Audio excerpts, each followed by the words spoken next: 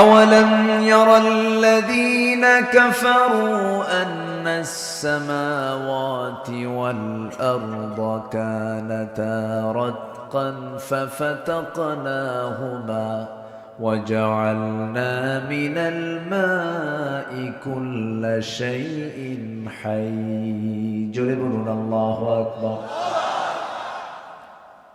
ওই কাফেররা কি তাকায় না, নজর দেয় না?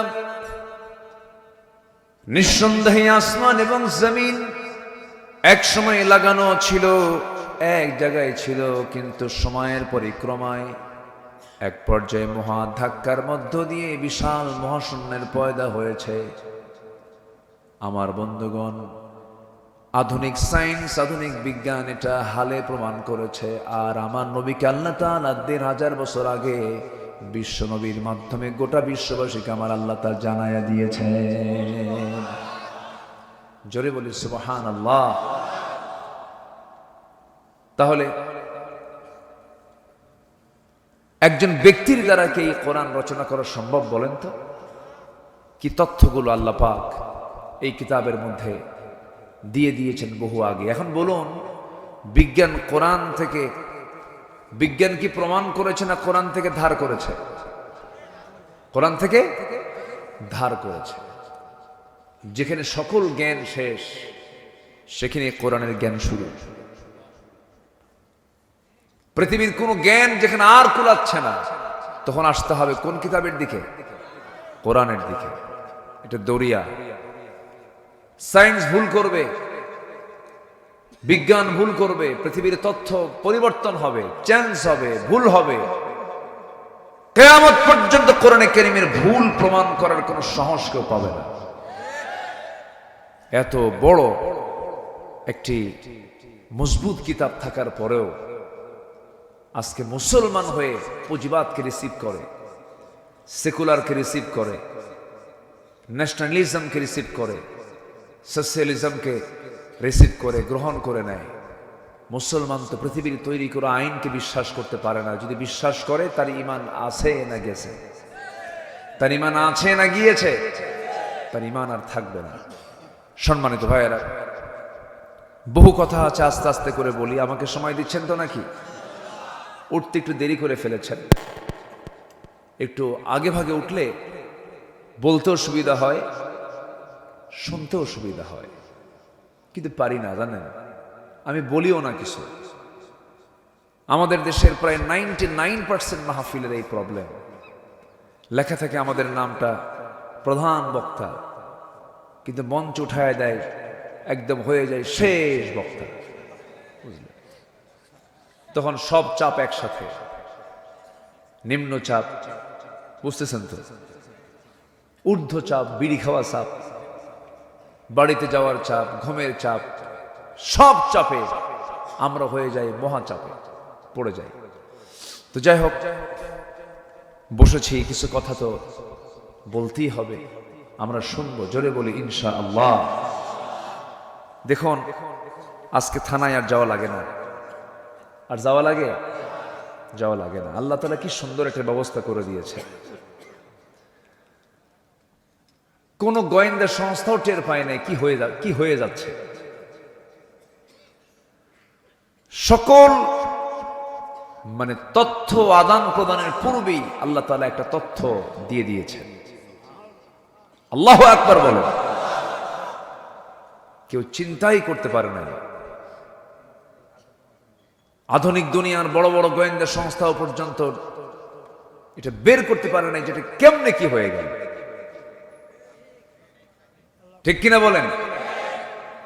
কেন হবে না? আল্লাহ রাব্বুল আলামিন বলেন, ইন্নামা আমরুহু ইযা আরাদা শাইআন আন ইয়াকুলা লাহু কুন ফায়াকুন।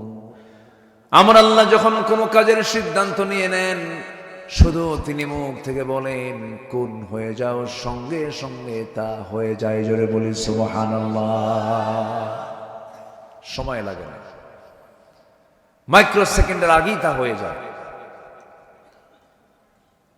তিনিই তো করেছেন এই পরিবর্তন। হয়তোবা সাথে কিছু বান্দার চোখের পানি আছে না নাই? এমনি এমনি হয়নি তো। কত মাজলুমের অন্ধকার প্রকোষ্ঠে থাকা, গোটা রাতের চোখের পানি দিয়ে জায়নামাজ ভিজে যাওয়া, বালিশগুলো ভিজে যাওয়া, কত মাজলুমের রক্তগুলো জমিনে ঝরেছে। অনেক কিছুর অবদান, অনেক কিছুর ত্যাগের বিনিময়ে তো আল্লাহ তাআলা এটা পরিবর্তন এনে দেন। সম্মানিত ভাইয়েরা, এখন এই পরিবর্তন যে এসেছে, এখন আমাদের কিছু করণীয়। যারা মুসলমান তাদের আছে না নাই বলেন তো? আসতে বলবেন না, আছে না নাই? যারা জুলুম করেছেন আমরা তাদের জন্য দোয়া করি, আল্লাহ তুমি তাদেরকে জালিম থেকে, জুলুমের পথ থেকে তাদেরকে তওবা করে ঈমানের পথে ফিরে আসার তৌফিক দিয়ে দাও। আমরা প্রতিশোধ পরায়ণ নই, রাসূল আমাদেরকে তা শেখান নাই। আমরা প্রতিশোধ নিতে চাই না, আমরা ক্ষমা করতে জানি। প্রতিশোধের মজা হলো কিছুক্ষণ, আর ক্ষমা করে দেওয়ার মজা হলো সারা জীবন। ঠিক কিনা বলেন? আপনি কাউকে ক্ষমা করবেন, সারা জীবন আপনি আনন্দ পাবেন, তৃপ্তি পাবেন, আমি তাকে ক্ষমা করে দিয়েছি। কিন্তু আপনি অ্যাকশন নিলেন, প্রতিশোধ নিলেন, কিছুক্ষণ আপনি তৃপ্তি পাবেন, এরপর আপনি নিজেও মজা পাবেন না। এই জন্য রাসূল ক্ষমা করতে শিখেছেন, আমরা ক্ষমা করতে জানি। কিন্তু ওরা যা করেছে, ওরা যে আচরণগুলো করেছে, এই গ্রামের আমি এসেছি তথ্য নিয়েছি, একজন ভাইকে বিয়ের অনুষ্ঠান থেকে, খাবারের দোয়া অনুষ্ঠান থেকে খাবার প্লেট খাচ্ছিলেন, সেখান থেকে তুলে নিয়ে গিয়ে সন্ত্রাসী কায়দায় গুলি করে তাকে হত্যা করা হয়েছে। তবে যারা খুনি তাদের ক্ষমা আল্লাহর কাছেও নাই, আমাদের কাছেও নাই। আসতে বলবেন না, জোরে বলুন ঠিক কিনা? তাদের কোনো ক্ষমা নাই। আপনি কি জানেন? আল্লাহু আকবার। একটা মুমিনকে হত্যা করা মানে ফাকাতালান নাস জামিআ। আমার ডান পাশে যিনি বসে আছেন চিনেন তো নাকি? আল্লাহু আকবার। উনি ওনার ছাত্র জীবন শেষ করে ওনার শিক্ষকতার জীবনে এসে উনি 30 পারা কোরআন মুখস্থ করেছেন। ভাবতেছেন আমি চিনি না? ভালোভাবে চিনি। উল্লাপাড়াতে অনেক আগে এসেছি, তো আসি। উল্লাপাড়ার মাটি মানুষকে চিনি। এই যে আমার আলাউদ্দিন ভাই বসে আছেন, আজকে আমাদের জাতীয় নেতা, ইসলামী ব্যক্তিত্ব, কত বড় মাপের যে তিনি একজন ব্যক্তি, মাওলানা রফিকুল ইসলাম খান হাফিজাহুল্লাহ। তিনি দেশের বাইরে সফরে ছিলেন, তার নামে মামলা ছিল বেশি না, মাত্র 250টা। কয়টা বলেন তো? 250। এটা আমার সালাম জানাবেন যে হ্যাঁ একটু বলবেন যে তার জন্য আমরা দোয়া করি। চিন্তা করেন, একটা মানুষের নামে যদি এটা কি বলে, মানুষ কি এত এত হিংস্র হয় আর এত হিংসুক হয়? আর একটা মানুষ কি এতগুলো কাজ করতে পারে? 250 মামলা। যা শয়তান কয় আমি এত বড় শয়তান না। যাই হোক, আমরা একটা পরিবর্তন পেয়েছি, আমরা এটাকে কাজে লাগাবো। জোরে বলি ইনশাআল্লাহ। আল্লাহ সুযোগ দেন না? সুযোগ দিয়েছেন, আমরা এটাকে কি করব? কাজে লাগাবো। কি দিয়া বলেন তো? কি দিয়ে কাজে লাগাবো? কোরআন দিয়ে। জোরে বলি ইনশাআল্লাহ।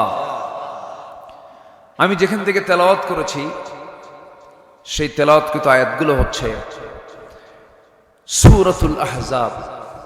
সূরাতুল আহজাব থেকে আমি শেষ দিকের কয়েকটা আয়াত আমি তেলাওয়াত করেছি।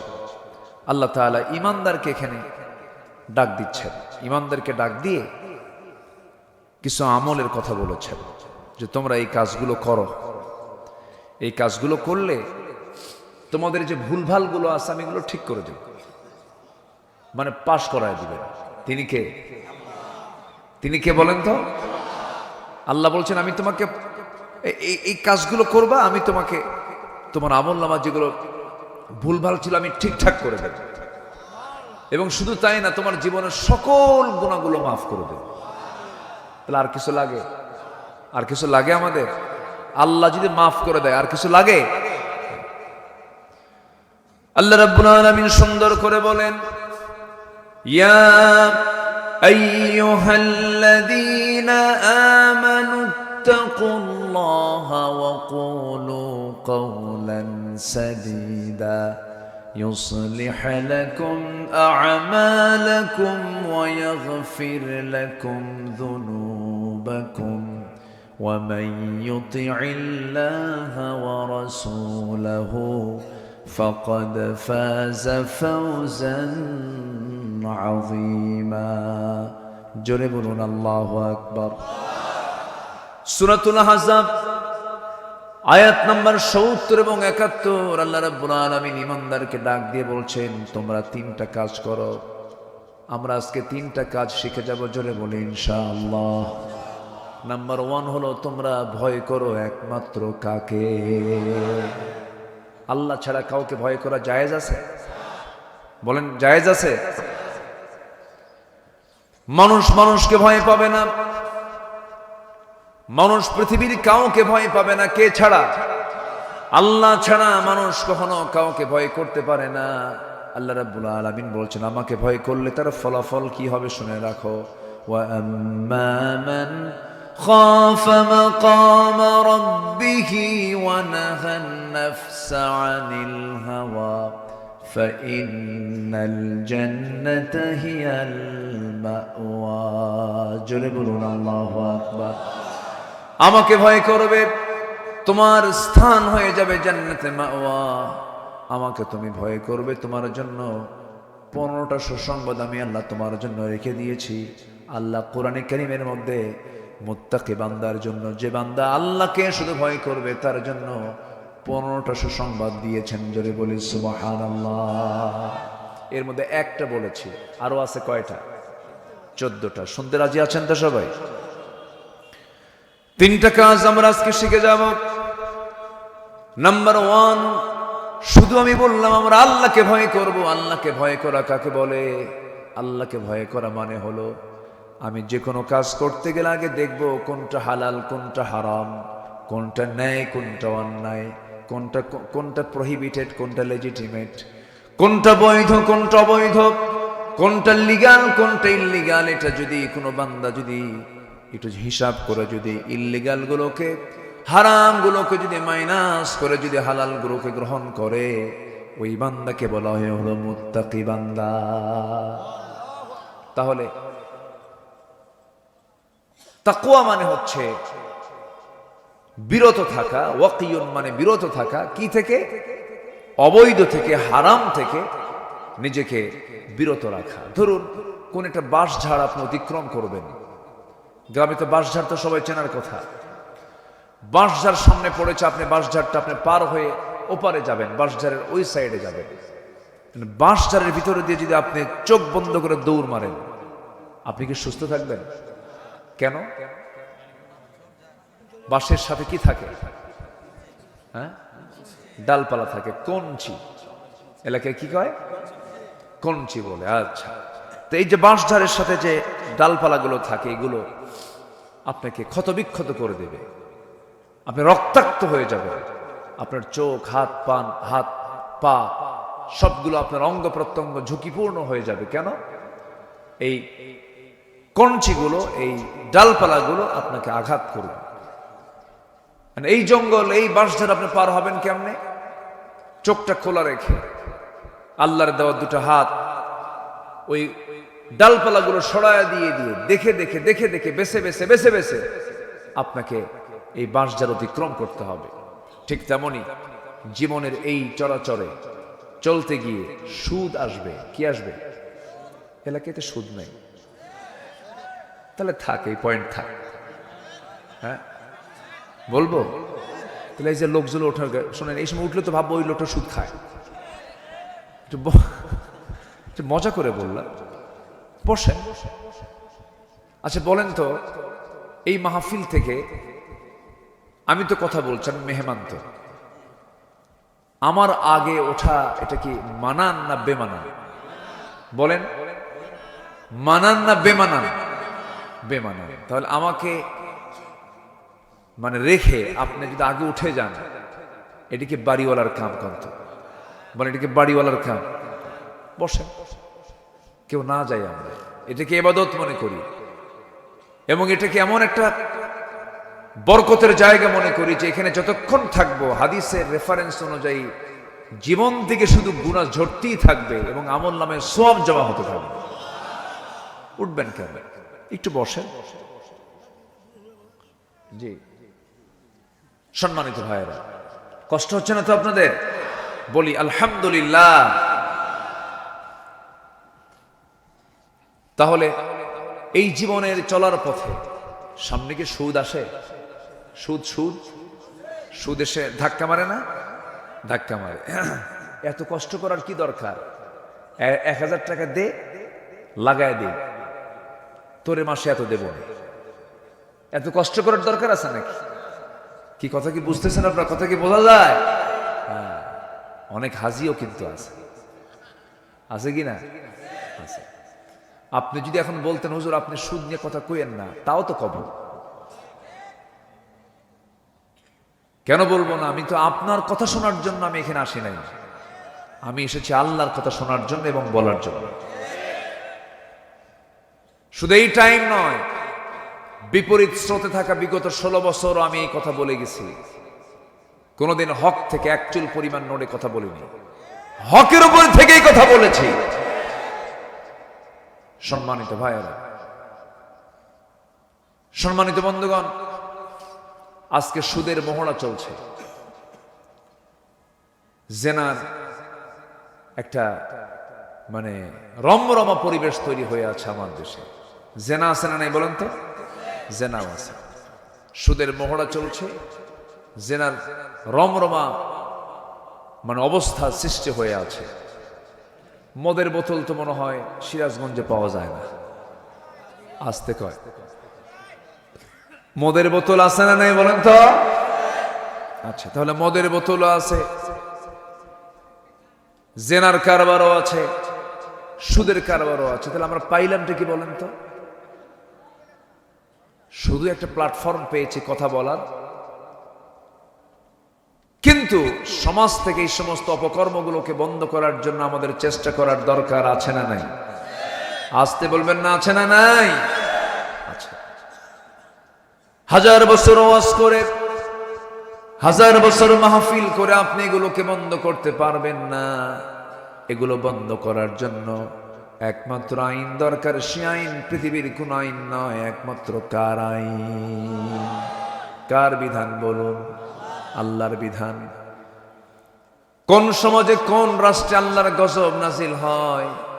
নাম্বার 1, যে সমাজের মানুষ সুদ খায়, যে সমাজের মানুষ মদের কারবার করে, যে সমাজের মানুষ জেনার কারবার করে, সেই সমাজে গজব নাজিল করেন তিনি আমার কে? তাহলে গজব থেকে বাঁচার জন্য এই সমস্ত অপকর্মগুলো বন্ধ হওয়ার দরকার আছে না নাই? বন্ধ করবে কে? আল্লাহ। আর আমরা বসে থাকবো, দেখছেন আল্লাহ বন্ধ করে দেবে। আমাদের কাজ করার দরকার। হুজুর ঝোঁকে কইছি, তাই না? ঝোঁকে বলেছি অপকর্ম করব আমরা, আবার আল্লাহ এমনি বন্ধ করে দিবে, এটা কেমন কথা? একটা মহল তারা এগুলো করেই যাবে। কেন জানেন? এগুলো ব্যবসা মনে করে তারা। এগুলো কি মনে করে? আবু জেহেল বলতো, মোহাম্মদ এগুলো কি বলো, সুদ তোমার ব্যবসা। দেখছেন? যেরকম নাউজুবিল্লাহ। তাহলে এখনো যারা বলে এই জাতীয় কথা, তারা সবগুলো কার নাতিপুতি কন্ত? আবু জেহেল।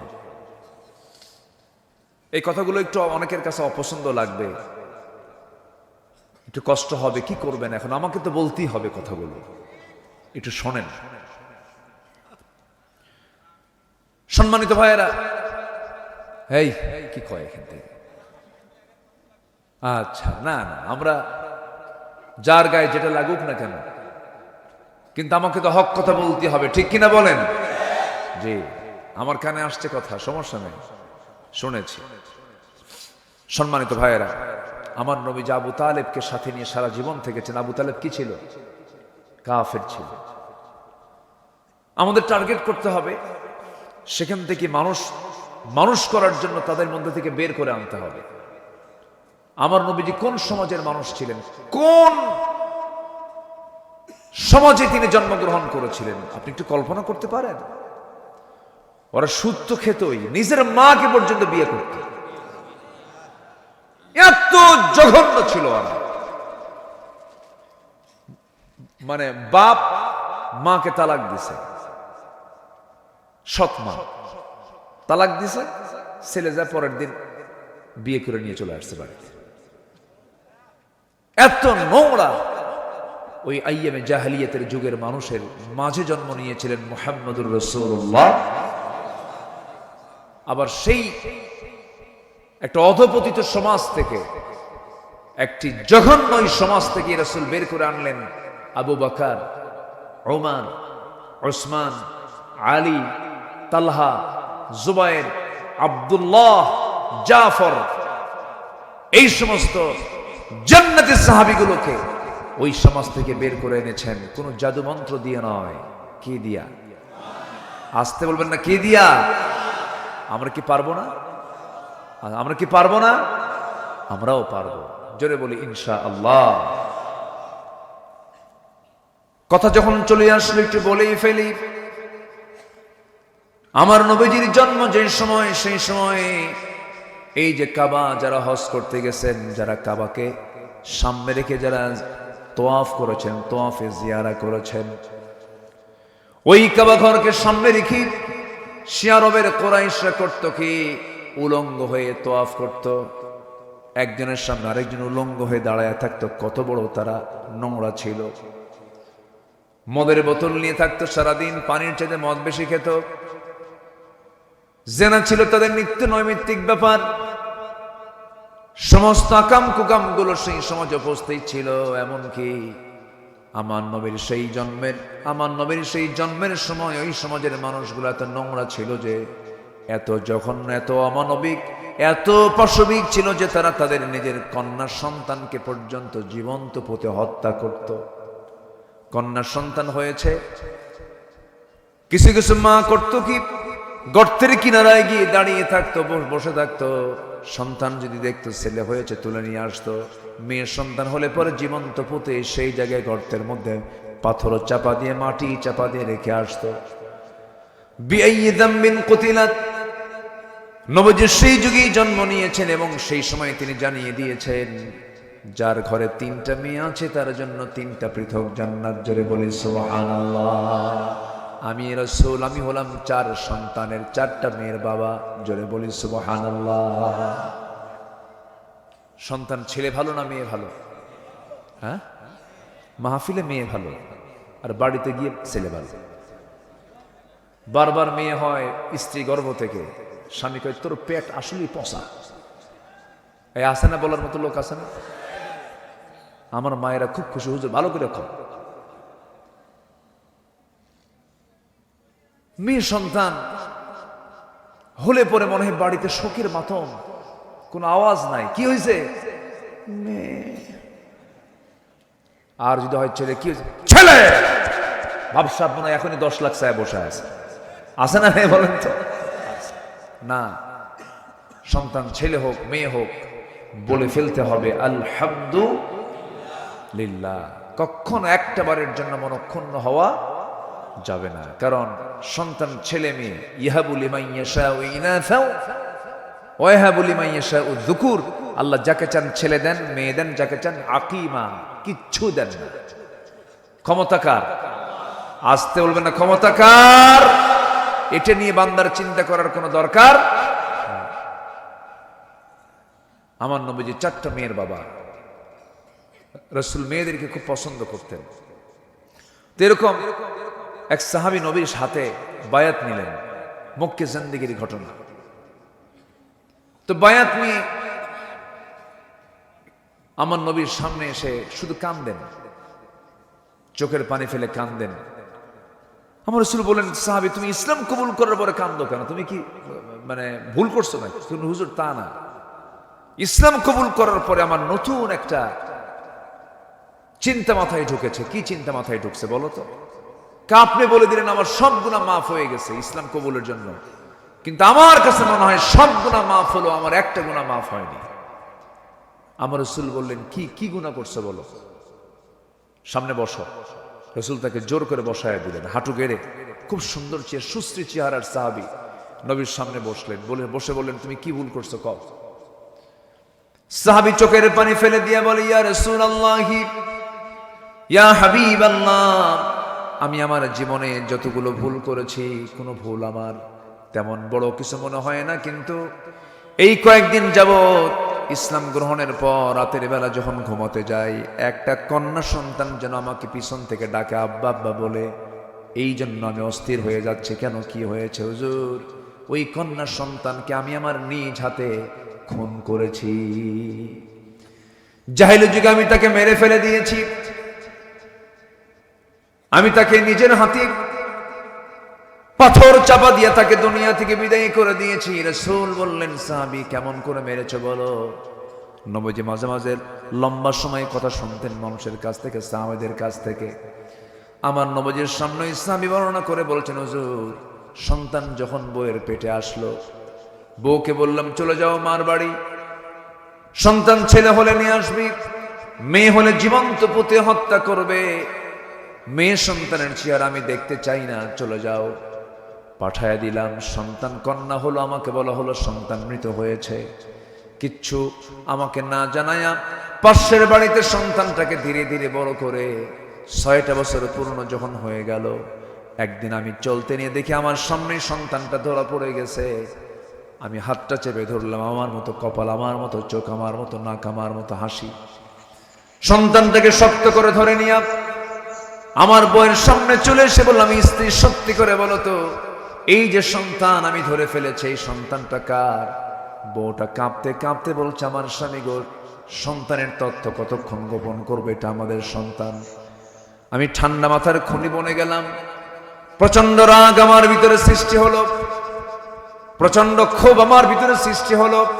আমি সন্তানকে হত্যা করার জন্য মরিয়া হয়ে গেলাম, কিন্তু ভিতরে ভিতরে আমার ভিতরে প্রতিক্রিয়া সৃষ্টি হয়েছে, কিন্তু বাইরে আমি কাউকে বুঝতে দিলাম না।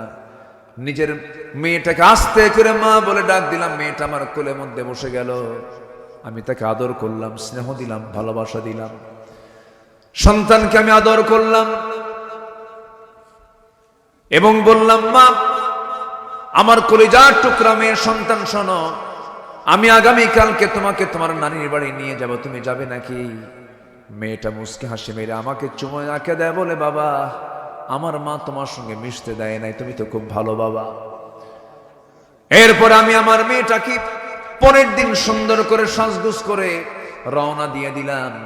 রওনা দিয়ে সামনের দিকে চলতেছিলাম। আমি নানির বাড়ির দিকে রওনা না দিয়ে যখন জঙ্গলের দিকে রওনা দিলাম, মেয়েটার মুখ ছোট হয়ে গেল। মেয়েটা বলছে, বাবা, নানির বাড়ির রাস্তাতে এই দিকে আমি জানি, তুমি এই দিকে যাও কেন? কিচ্ছু বললাম না। জঙ্গল পার হয়ে গেলাম। জঙ্গল পার হওয়ার পর সেই জায়গায় আমি কোদাল হাতে নিলাম। ঠিক দুপুরবেলা, প্রচন্ড গরম। দুপুরবেলা কোদাল হাতে নিয়ে যখন গর্ত খনন শুরু করে দিলাম, ঘামতেছি, দাড়ির মধ্যে মাটিগুলো ঢুকে যায়। ওই মেয়েটা আমার দাড়ির ভেতরে হাতের 5টা আঙ্গুল ঢুকায়া দিয়া ময়লাগুলো সাফ করে দেয়, আর বলে, বাবা, গর্ত খনন কেন করছো? তুমি কি নানির বাড়ি যাবা না? কিচ্ছু বললাম না, কোনো জবাব আমি দিচ্ছি না হুজুর। আমার শরীর থেকে ঘামগুলো ঝরতেছিল, গামছা দিয়ে সুন্দর করে ঘামগুলো মুছে মুছে দেয়, আর বলে, বাবা, গর্ত খনন কেন করো? আমি কিচ্ছু বললাম না। গর্ত খনন যখন শেষ হয়ে গেছে, অভিনয় করে মেয়েটাকে আস্তে করে মুচকি হাসি মেরে বললাম, মা, দেখো তো গর্ত খননটা কেমন হয়েছে। হুজুর, মেয়েটা সরল মনে আমার দিকে একটা মুচকি হাসি মেরে গর্তের দিকে আগায় গেল। গর্তের কিনারায় গিয়ে উকি মেরে দেখতে লাগলো গর্তের ভিতরের দিকটা। আমি পিছন দিকে চলে আসলাম, চক্ষু বন্ধ করে এত জোরে পিছন দিকে ধাক্কা মারলাম, এক ধাক্কায় গর্তের মধ্যে উপর হয়ে পড়ে গেল। চট করে চিত হয়ে 2টা হাত এক জায়গায় করে বলছে, বাবা, বুঝতে পেরেছি, মার কথাটাই বাস্তব হয়েছে। আমার মা যা বলেছিলেন তাই আজকে বাস্তব হয়ে গেল। বাবা, আমাকে তুমি এই জায়গায় মেরে ফেলার জন্য নিয়ে এসেছো, কিন্তু বাবা, তোমার কাছে আমার একটা আরজি। বাবা, আমি তো তোমার মেয়ে, আমি তো তোমার সন্তান, তোমার কাছে আমার একটাই শেষ আবদার, তুমি আজকে আমাকে প্রাণে বাঁচায়া দাও। আমি তোমাকে ওয়াদা করলাম প্রয়োজনে ভিক্ষা করে খাবো, কিন্তু আমৃত্যু তোমার সামনে আমার চেহারা আমি দেখাবো না। হুজুর এতটুকু নয়, বীর নয়, এত আমার কাছে আবদার করলো, কিন্তু আমার দিলটা গললো না শিরকিয়াতের কারণে, জিহালাতের কারণে। আমি খেপে গেলাম, রেগে গেলাম, প্রচন্ড তীব্র রাগ উঠে গেল আমার ভিতরে। হাতের মধ্যে পাথর নিলাম, পাথর নিয়ে কলিজার টুকরা সন্তানের বুক বরাবর যখন আঘাত করলাম, ফিঙ্কি দিয়ে রক্ত বের হওয়া শুরু হয়ে গেছে। মেয়েটা বারবার আব্বা আব্বা বলে ডাকলো, কিন্তু দিল তো গলল না হুজুর। পাথর চাপা দিয়া, মাটি চাপা দিয়া জনমের মতো বিদায় করে দিলাম। হুজুর আমার সারা জীবন মনে হয় নাই, কিন্তু আমি কয়েকটা দিন আগে ইসলাম কবুলের পরের দিন থেকে শুরু করে নিয়ে গোটা রাত আমি ঘুমাতে যাই, ঘুমাতে পারি না, যেন মনে হয় পেছন থেকে সেই মেয়েটা আমাকে বারবার ডাকতেছে আব্বা আব্বা বলে। হুজুর আমার মনে হয় এই গুনাহটা মাফ হবে না। আমার নবীজি এই কথা শুনে সাহাবীকে জড়িয়ে ধরে বলছে, সাহাবী রে, আমার আল্লাহ তো রহমান, আমার রব তো রহিম, আমার রব তো গফফার, আমার রব তো গফুর। অবশ্যই আল্লাহ রাব্বুল আলামিন তোমার জীবন থেকে যে বড় একটা খুন করেছো, এই খুনের গুনাহ দিন গ্রহণের কারণে আল্লাহ রাব্বুল আলামিন মাফ করে দিয়েছে। আমার ভাইরা, এই একটা অসভ্য সমাজকে সভ্য সমাজে রূপান্তর করলেন রাসূল। কোন জাদু মন্ত্র দিয়ে নয়, দুনিয়ার কোন তন্ত্র মন্ত্র দিয়ে নয়, একমাত্র আসমানি কিতাব, ঐশী কিতাব। কি দিয়া বলেন? কি দিয়া? কোরআন দিয়ে। আমরা সব তো দেখে শেষ করলাম, সব দেখাই শেষ করেছি আমরা। দেশের কল্যাণের জন্য অনেকেই অনেক প্রকার প্রতিশ্রুতি নিয়ে ক্ষমতার মঞ্চে বসেছিল। কেউ এই দেশ শাসন করেছে 25 বছর, কেউ শাসন করেছে 16 বছর, কেউ শাসন করেছে 9 বছর, কেয়ারটেকার গভর্নমেন্টটা করেছে কয়েক বছর। সবই তো দেখলাম, সবাই তো মুসলমান পরিবারের সন্তান, সবার ধর্মের নাম ছিল ইসলাম, কিন্তু ক্ষমতায় এসে জাহান্নাম থেকে বাঁচানোর জন্য যে ন্যূনতম একটা বিধান, নামাজের একটা বিধান পর্যন্ত তারা সমাজে চালু করতে পারে নাই। তার ফলাফল আজকে নামাজি হলো মাত্র 5%, বেনামাজি হলো 95%। যদি নামাজি সরকার যদি সরকার হিসেবে থাকতো, তাহলে এটাই উল্টে যেত, নামাজি হতো 95% আর বেনামাজি হতো 5%। আমরা কি দেখতে চাই না এমন একটা সরকার আসুক যে সরকার সমাজে, রাষ্ট্রে নামাজ কায়েম করবে? সবাইকে চান? সবাইকে চান? আমরা সব দেখে শেষ করেছি, আমরা আগামীর দেশ দেখতে চাই, কোরআনের দেশ, ইসলামের দেশ। রাজি আছেন কারা কারা? হাত উঁচু করে দেখান মুসলমান।